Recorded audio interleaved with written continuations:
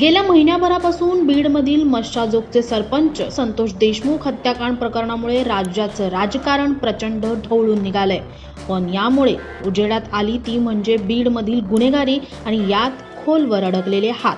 पण या प्रकरणात सर्वात आधीपासून नाव जोडलं गेलं ते म्हणजे वाल्मिक कराड यांचं। संतोष देशमुख प्रकरणात पोलिसांकडून वाल्मिक कराड यांचा शोध सुरू असताना वाल्मिक कराड पोलिसांना शरण आले।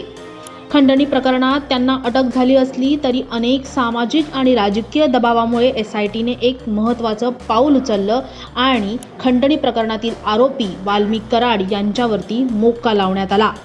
आणि यानंतर या सर्व प्रकरणात कराडच्या आईची एंट्री झाली। त्यांनी पोलीस स्टेशन समोर ठिय्या आंदोलन केलं। अचानक मुलाच्या न्यायासाठी आईचा आक्रोश वाढला आणि सर्वांच्या भुवया उंचावल्या गेल्या। यातच त्यांना भोवळ आली आणि या प्रकरणात भावनिक टच देण्याचा प्रयत्न करण्यात आला। एवढंच पुरे नव्हतं तर त्यात एंट्री झाली ती म्हणजे वाल्मिक कराड यांच्या पत्नीची म्हणजेच मंजली कराड यांची। पण मंजली कराड नेमक्या कोण? अचानक त्या चर्चेत का आल्या आणि जरांगे त्यांना मदत करणार का? या सर्वांबद्दल आपण आज पाहणार आहोत। पण त्याआधी आमच्या नवशक्ती पेजला लाईक, शेअर आणि सबस्क्राईब करायला विसरू नका।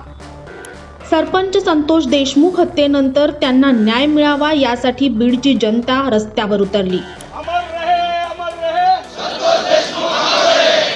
न्यायासाठी प्रत्येक राजकीय नेत्यांकडे आणि मंत्र्यांकडे संतोष देशमुख यांची पत्नी, आई, मुलगी आणि भाऊ विनवण्या करत होते।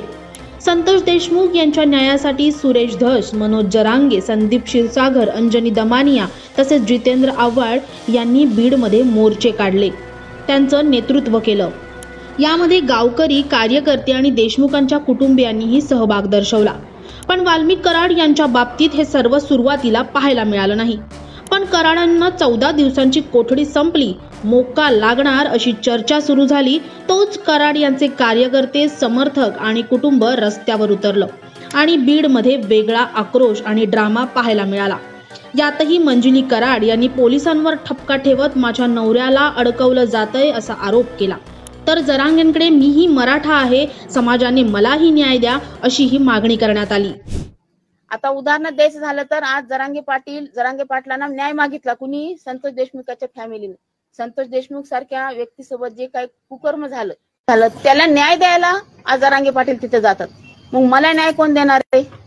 आज माझ्या नवऱ्यावर सुद्धा अन्याय झालेला आहे। मी सुद्धा एका समाजाची घटक आहे, मी सुद्धा एक माय बहीण आहे, मी सुद्धा एक महिला आहे। तर आज महिला म्हणून मी माझ्या नवऱ्यासाठी न्याय मागते, मला न्याय कोण देणार आहे?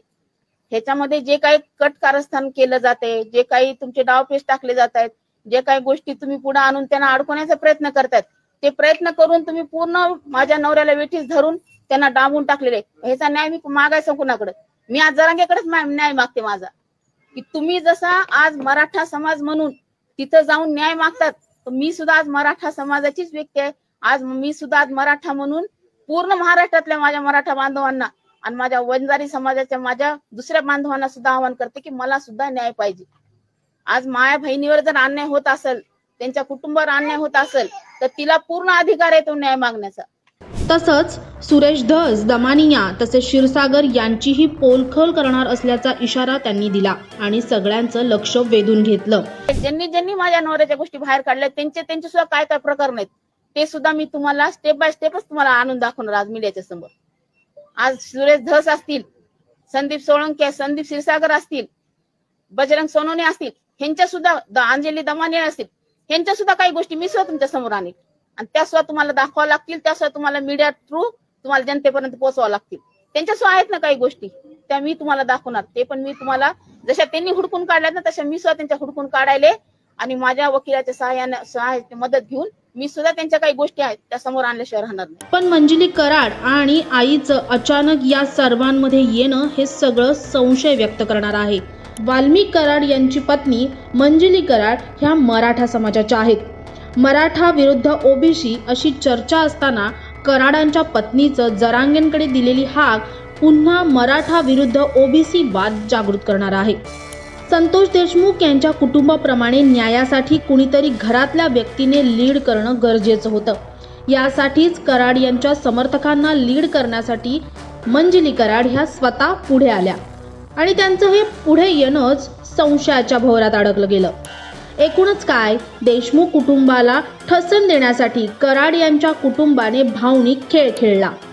यात आता सर्वांसमोर आहे ते म्हणजे मास्टर माइंड कराड यांचं कुटुंब तर आपल्या माणसाला न्याय मिळावा यासाठी पोटतिळकीने आक्रोश करणारं देशमुख कुटुंब. या सर्व प्रकरणात तुम्हाला काय वाटतं आम्हाला कमेंटमध्ये नक्की कळवा आणि आमच्या चॅनलला लाईक, शेअर आणि सबस्क्राईब करायला विसरू नका.